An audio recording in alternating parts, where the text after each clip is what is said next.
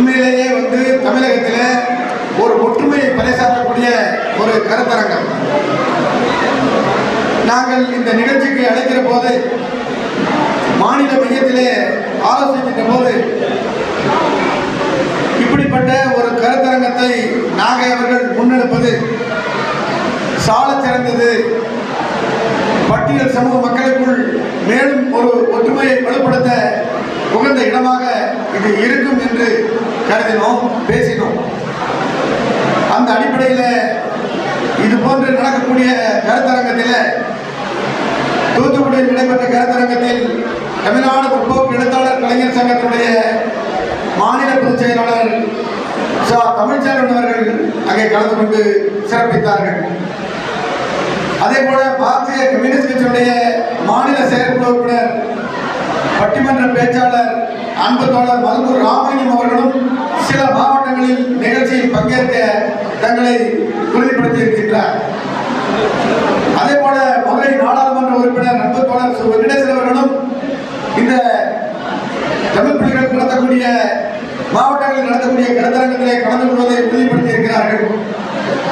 இதையெல்லாம் பார்க்கின்ற போது உண்மையிலேயே களத்திலே கரம்போட்டு களமோட வேண்டிய அமைப்புகள் சரியான திசைகளில் சென்று வருகின்றோம் என்பதை யாரும் மறந்துட முடியாது, யாரும் குறைத்து மதிப்பிட முடியாது.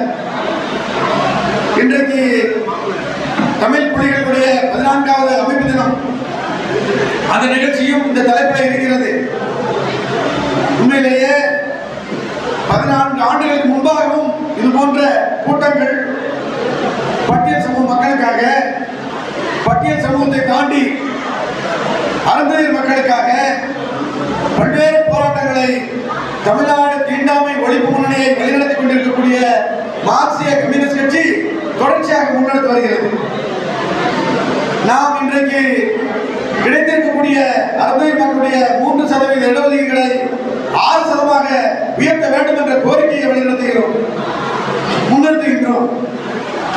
அப்படிப்பட்ட நேரத்தில் இடஒதுக்கீடே இல்லாமல் இருந்த காலத்தில் மார்க்சிய கம்யூனிஸ்ட் கட்சியுடைய தலைமையில் சென்னையிலே கூடிய அந்த பேரணி உண்மையிலேயே அருமை தோழர் தங்கத்தமிழ்ச்செல்வன் அவர்கள் குறிப்பிட்டது போல சென்னையில் கலைஞர் அவர்கள் அரசு ஆட்சியிருக்கிற நேரத்தில் நாம் நடத்திய பேரணி முதல் கட்டமாக 3% இடஒதுக்கீடை பெற்று தந்தார்.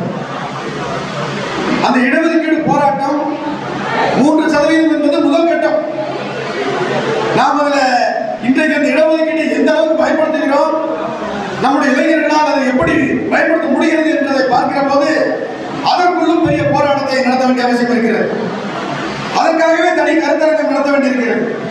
படித்த இளைஞர்கள் நம்ம அமைப்போடு சேர்ந்து அரசியல் பணி செய்து கொண்டிருந்தாலும் கூட அரசியல் அதிகாரத்தை எப்படி கைப்பற்ற வேண்டும் என்ற வேட்கை நமக்குள் ஏற்பட்டிருக்கிறதோ அதே போல அரசு அதிகாரிகளாகவும் நமது இளைஞர்கள் வர வேண்டும் என்பதற்காகத்தான் அந்த இடஒதுக்கீட்டை உருவாக்கி போராடி பெற்றிருக்கின்றோம். அந்த இடஒதுக்கீடு இன்றைக்கு முறையாக அமல்படுத்தாத பலவீனம் அரசால் நீட்டித்துக் கொண்டே இருக்கிறது. அதை களைவதற்கு தனி கருத்தரங்கங்கள் நடத்தி இளைஞர்கள் மூலமாக தன்னுடைய படிப்புக்கு ஏற்றவாறு அனைத்து துறைகளிலும் அந்த காலியிடங்களை நிரப்புகிற போது இடஒதுக்கீட்டை முறையாக அமல்படுத்த நாம் கண்காணிக்க வேண்டியிருக்கிறது. அது ஒரு புறம் இருக்கட்டும். இன்றைக்கு நடத்தக்கூடிய இந்த மாநாட்டில் தோழர்கள் இறுதியாக நாகை திருவள்ளுவர் அவர்கள் நிறைவு ஆக இருக்கிறார். அவருடைய உரை உண்மையிலேயே எழுச்சிகரமாக மட்டுமல்ல, நாம் என்ன நோக்கத்திற்காக இந்த கருத்தரங்கத்தை நடத்துகிறோம் என்பதை பறைசாற்றுகிற அத்தனை அம்சங்களும் அதில் இருக்கும் என்று நான் நினைக்கின்றேன். காரணம், ஒரு புத்தகத்தை வாசிப்பதை போல தன்னுடைய கருத்துக்களை உங்கள் முன்னால் வைப்பதற்காக சில குறிப்புகளை கூட எடுத்து வைத்திருக்கிறார். அப்படி ஒரு தேவை இன்றைக்கு இருக்கிறது. இன்றைக்கு தமிழ் புலிகளும் தமிழ்நாடு தீண்டாமை ஒழிப்பு முன்னணியும் வெவ்வேறு அமைப்புகள், அது எந்த மாற்றங்கள் யாரும் இருக்க முடியாது. ஏன் ஒரே அமைப்பாக கூட செயல்படலாமே? தோழர்களே, ஒவ்வொரு மனிதனுக்கும் ஒவ்வொரு நபருக்கும் தனிப்பட்ட சுதந்திரம் உண்டு. அந்த அடிப்படையில் அமைப்புகள் இரண்டாக இருந்தாலும் கூட களமாடும் கோரிக்கை, களமாடும் விதம், களத்திலே கைகோர்க்கின்ற அந்த இணக்கம் நமக்குள் எந்த காலத்திலும் பிரிவினை வந்ததே கிடையாது. அன்பு தோழர் கோவையிலே அந்த இந்த சுவர் இணைந்து 12 பேர் மரணமடைந்த அந்த நேரத்தில் தமிழ் புலிகளோடு முதலாக கலந்து வந்தது தமிழ்நாடு தீண்டாமை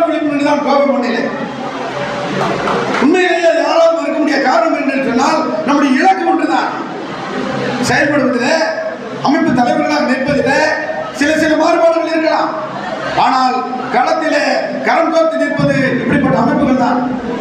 மார்க்சிய கம்யூனிஸ்ட் கட்சி தமிழ்நாடு தீண்டாமை ஒழிப்பு முன்னணியை ஏன் துவங்கி இருக்கிறது என்று சொன்னால், தோழர்களே, பெரியவர்களே, தமிழகத்திலே, இந்திய தேசத்திலே 25% மக்கள், 25% பட்டியல் சமூகத்தை சேர்ந்த மக்கள் நான் ஒரு சக மனிதன் என்று சொல்வதற்கே போராட்டத்தை நடத்த வேண்டிய ஒரு காலம் இருக்கிறது. அதற்கே போராட வேண்டிய அவசியம் இருக்கிறது.